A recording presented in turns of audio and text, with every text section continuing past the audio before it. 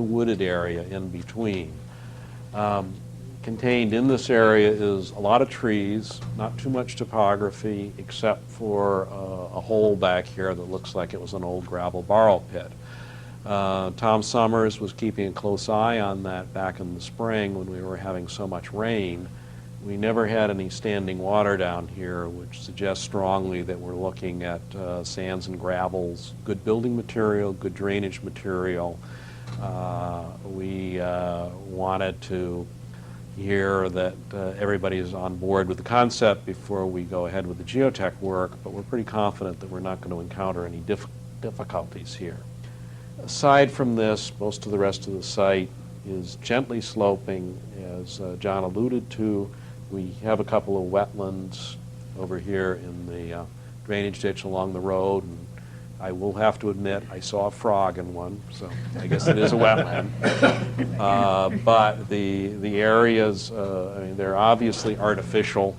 These are not natural wetlands. They're very limited, and what we are able to do is to site our building sort of between those two buffer zones. So we've developed a building footprint that is designed, as I said, for expansion. And we've got the capability in this site to expand the building both north and south in the long run. We have the ability to have an entrance off the drive into Hills Garrison, which means the library traffic gets off 102 before you're turning in and out. So it's a very nice traffic situation. However, the building can have a lot of visibility. This view right here is actually what you would see from 102.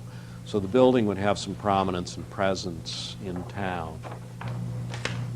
We've got room in the back of the site for parking. We're looking at developing 55 spaces now for this.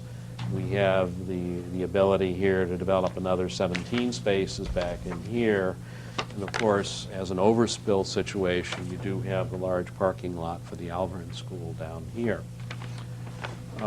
Moving on to the floor plan, and let me just move back in time for a moment and flip ahead. This is the building you have now. This is at the same scale as this floor plan. So this is the original library, the two trailer annexes. As you can see, we're more than doubling the amount of space, but we're also putting it in a place where everything feeds off a central access point. So you don't have doors, entries that have to be controlled all over the place. And this is going to make it possible to staff and operate this building very efficiently. It's been designed so that you'll come into a main entrance. To your right will be a multi-purpose room that can operate when the library is closed.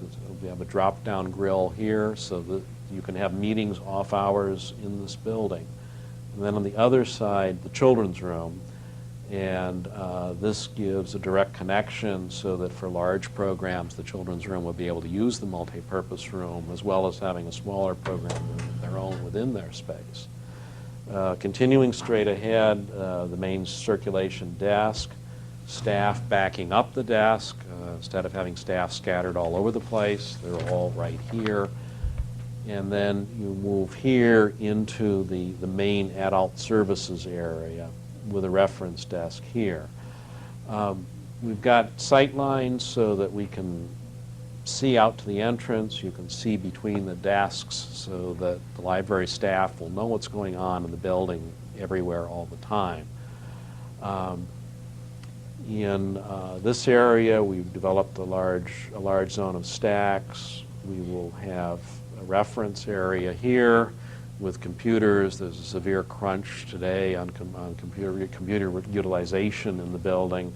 We'll be able to provide far more computer stations here, and of course we would also look at wireless access so folks can bring their laptops in.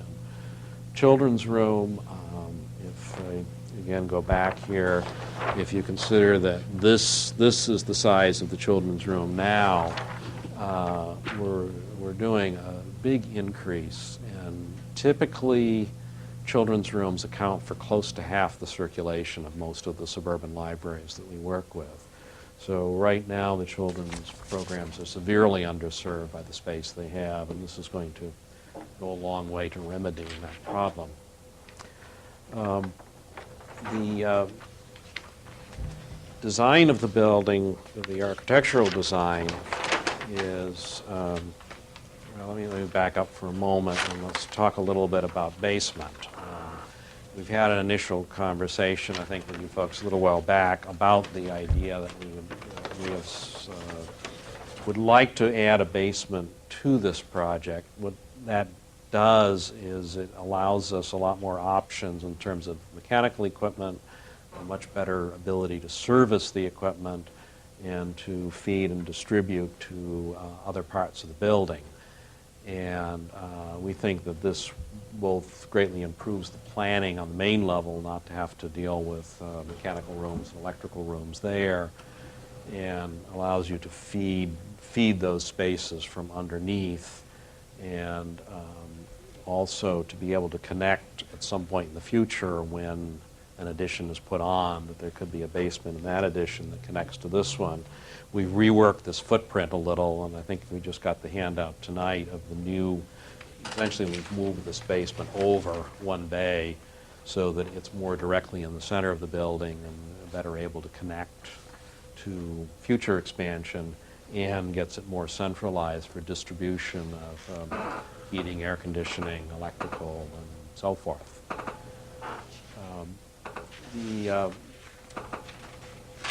architectural character of the exterior, we're both looking at our kind of woodsy setting here, and we're looking at the original building.